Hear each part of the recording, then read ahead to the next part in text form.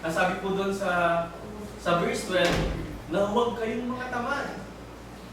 We do not want you to become lazy. So prayer becomes rare. So kung minsan mga kapatid, yung magpasalamat ka na lang pagkising mo sa umaga, no? Nakakalimutan na natin. Kumain tayo sa buong araw ng 3 beses, nakakalimutan na natin magpasalamat. Kasi minsan parang mapapansin ko, parang sa sarili ko din po, parang pag nasa alanganin, nasa problema, parang doon na tayo tumatawag. No? Dapat, pinapakita dito po sa verse na to na huwag tayong maging tamad, lalo-lalo na sa panalangin. The word feels dull. Parang parang wala nang, parang hindi ka na nagiging interesado sa pagsimba. Hindi ka na nagiging interesado na makapakinig ng salita ng Diyos. Yun yung mga sign na parang nagiging tamlay na tayo sa ating pananampalataya.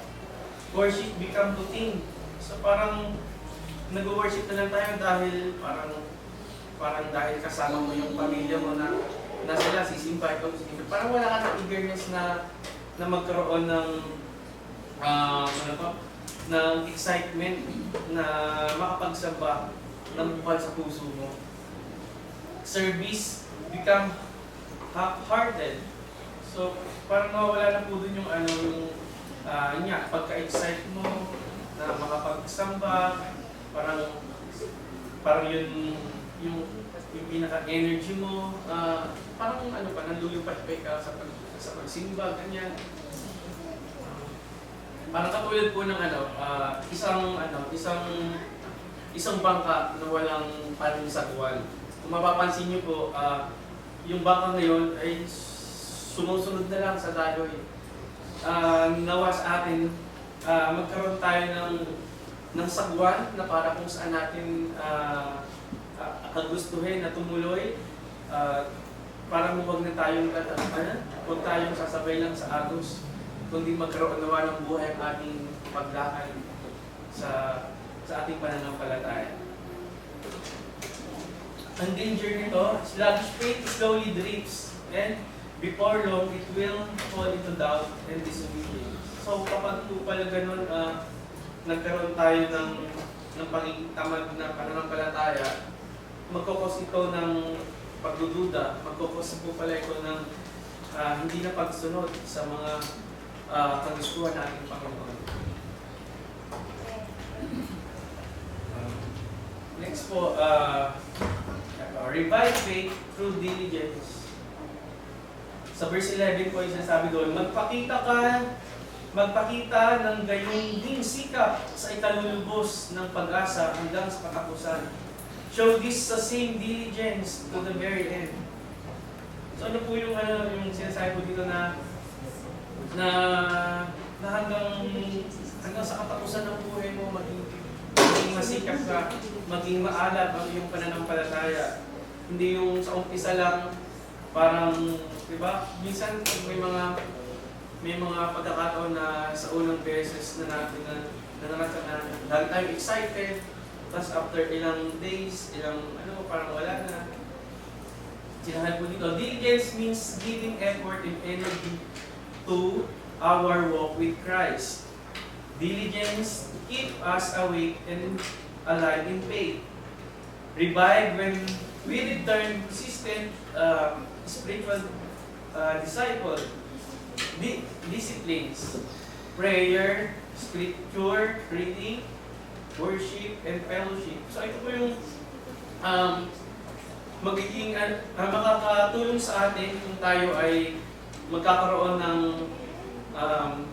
di ba, nag-aaral na po tayo na pansin natin na tayo ay may tinatamad na. So dapat pala natin bigyan din muli na magkaroon tayo ng prayer, scripture reading, syempre, and worship para mag-alat ang ating pananampalataya.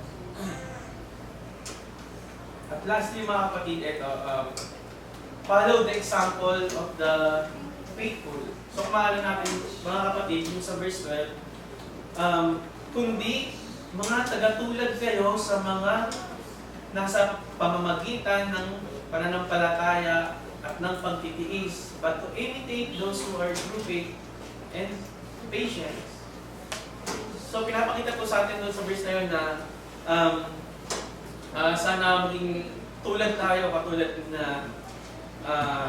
Abraham, katulad ni Job, katulad ni Joseph, katulad ng mga apostol na nagsasuffer sa nung nagtutuwa sila pero hindi sila natitibag ng mga Romans. Kasi talagang nagpupursige sila para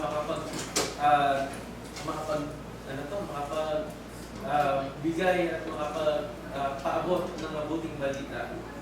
So meron po dito akong bibigay ng example sa Bible story tungkol sa mga taong mga some example of why people become sluggish. So ito yung mga dahilan kung bakit na naging sluggish ang ating pananampalataya. Sa una, ito po yung mga Israelites. So kung mapapansin po natin at saka maaalala,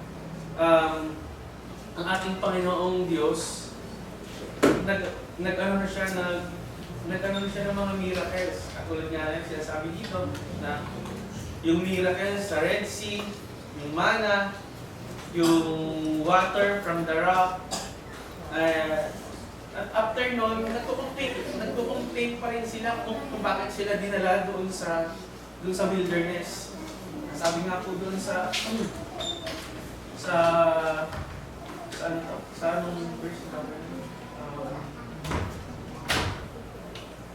Sa Numbers, ang sabi po doon sa Numbers chapter 14 verse 2 to 4, sabi po doon na at nagreklamo ang lahat ng mga anak ng Israel laban kina Moses at Aaron.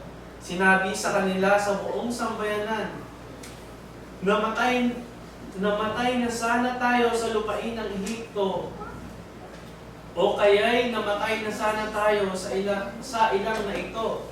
Bakit kaya tayo dinala ng Panginoon sa lupain ito?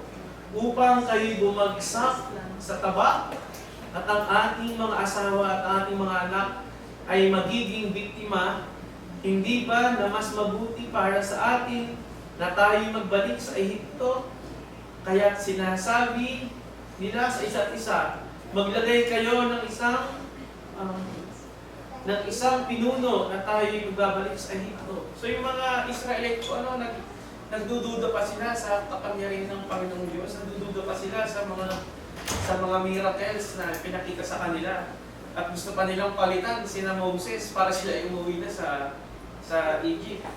So gayon yung isang example na magkakaroon tayo ng isang tamad na pananampalataya, yung pagkaroon ng duda sa kapangyarihan ng Panginoon Diyos. Many Christians today have already experienced God's goodness, answered prayer, provisions, protection, healing, but when the new challenge come, they start complaining and doubting. So kung minsan po, mga kapatid, nagkakaroon tayo ng kapag nagkaroon tayo ng problema na nasolusyonan, tapos may problema na naman, nagkakaroon na naman tayo ng doubt. Kung talagang dinidinig pa tayo na ating Panginoong Diyos. Lesson po sa to, just like the Israelite believers today become sluggish when they let fear, complaints, and doubts guide us to God's faithfulness. And second naman po, an example, ay yung mga disciples sa Gethsemane. Ito po yung sinabi natin pa yung Diyos na magbantay sila at magmatsyag at manalangin.